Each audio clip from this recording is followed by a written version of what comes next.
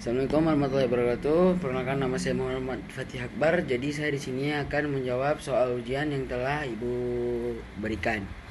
Yang pertama ada kasus Nurul Al-Fatir dan Masyadudin Al-Putri. Posisi hukum mereka adalah suami telah melakukan kekerasan verbal dan tidak memenuhi nafkah lahir secara cukup.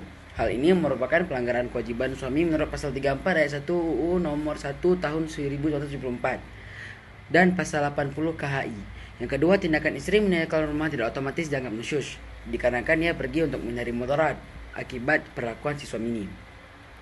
Yang ketiga itu konflik yang telah melibatkan keluarga besar yang mengarah pada perceraian, termasuk syikok, perselisihan yang terus-menerus.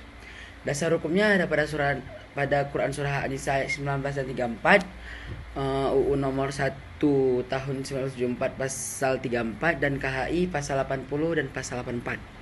Solusi menurut fikih Islam ialah melakukan islah atau mediasi dengan melibatkan hakam dari kedua keluarga, Quran surah An-Nisa ayat 35. Yang kedua, suami wajib memperbaiki perilaku dan memenuhi nafkah. Dan ketiga, jika perdamaian gagal, istri dapat mengajukan cerai gugat atau fasakh ke mahkamah syariah karena suami lalai memberi nafkah dan melakukan tindak kekerasan. Yang kedua ada kasus khuluk. Prosedur formal khuluk tuh di mahkamah syariah, istri mengajukan gugatan cerai dengan permintaan khuluk. Yang kedua, pengadilan melakukan mediasi, istri menyatakan kesediaan memberikan iwat atau tebusan. Yang keempat, hakim memeriksa alasan perceraian. Yang kelima, jika terbukti, hakim mengabulkan dan menjatuhkan khuluk. Dasar hukumnya ada pada Quran surah Al-Baqarah ayat 229, KHI pasal 148 dan Undang-Undang nomor 7 tahun 1989 tentang peradilan. Jenis talaknya, khulu diputus sebagai talak bain sughra, talak bain kecil. Dan jika suami ingin melakukan rujuk, suami tidak memiliki hak rujuk secara sepihak.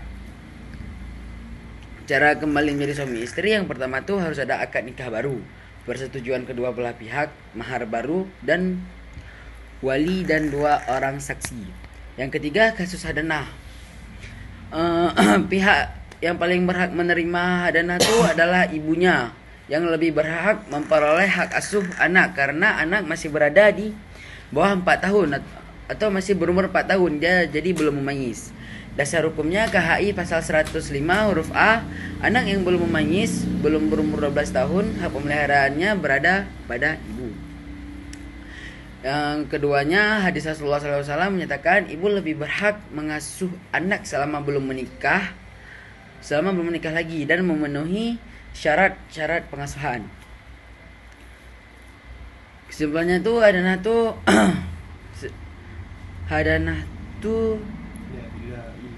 hadanah si anak ini dijatuhkan kepada ibunya, sedangkan ayahnya tuh tetap wajib memberikan nafkah serta biaya pemeliharaan anak.